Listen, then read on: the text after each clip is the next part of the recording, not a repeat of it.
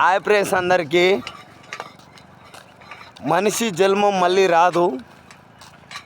ఈ జన్మం మళ్ళీ రావాలంటే మళ్ళీ పుట్టి రావాలంటే పూర్వ జన్మంలా మళ్ళా రాము.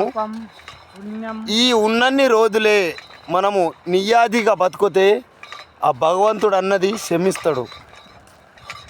ఎప్పటికీ ఎంత నియత్తోనుంటే నియత్తోనున్న మనిషికి, ఇమాందార్తోనున్న మనిషికి ఎప్పటికీ బుక్కెడు అన్నం ఉన్న సచ్చెళ్ళ దాకా.